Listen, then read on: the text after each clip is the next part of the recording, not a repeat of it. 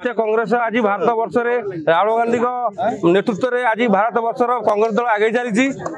आज को 2019 मसीह आम जो प्रथम अष्ट होइलु से प्रथम अष्ट छाड़ी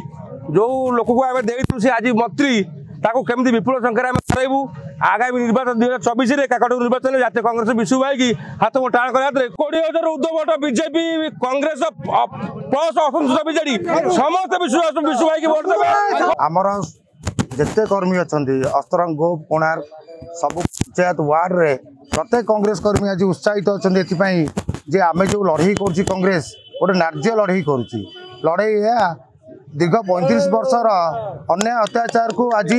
आम लोप करी पुणी एटी माँ मंगलाकर झंडा उड़ब कांग्रेस दल एटी शासन को आसब यह कामना करी प्रत्येक वार्ड रे प्रत्येक गाँव रे सब कांग्रेस भाई माने खाली कांग्रेस कथा कहूनी मु आम अनुभव करचु अलग दलर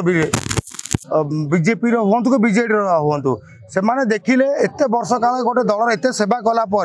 से उन्नति हो पारा ना बीजेपी भी से अवस्था रही से सबू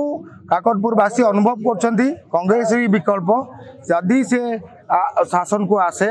एटी काकटपुर आसे निश्चित भाव जो दाबी रही सारा अंचल निश्चित भाव पूरण हो समस्त आशावादी अच्छा।